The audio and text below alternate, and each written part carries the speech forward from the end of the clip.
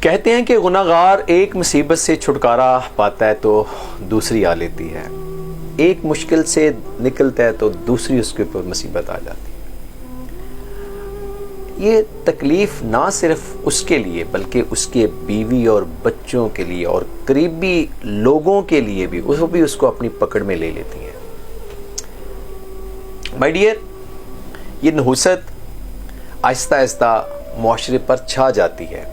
آج کل جو ہم مختلف مصیبتوں میں الجھے ہوئے ہیں نا، اس کے پیچھے بہت بڑا ہاتھ ہمارے گناہ ہیں، میرے اپنے گناہ ہیں۔ خداوند متعال نے فرمایا کہ اے رسول، اپنے رسول حضرت محمد صلی اللہ علیہ وسلم سے ایک مثال کے ذریعے ان کو بتاؤ۔ کیا بتاؤ ان کو بتاؤ کہ ایک دیہات تھا جو ناز و نعمت میں ڈوبا ہوا تھا، اللہ کی رحمتوں کی بارش ان پر ہر وقت ان کو نعمتیں امن میں تھے، لیکن کفران نعمت کیا، یعنی گناہ کیے، ان کے گناہوں نے ان کو آ لیا، اور وہ جو خوشحالی میں تھے، انجوائے کر رہے تھے، وہ اقتصادی اور کمزوری ان کو آپ لپیٹ میں لے لیا۔ تو مائی ڈیئر، والدین کے گناہ کیسے اولاد پر اثر انداز ہوتے ہیں، یقین کیجئے گا،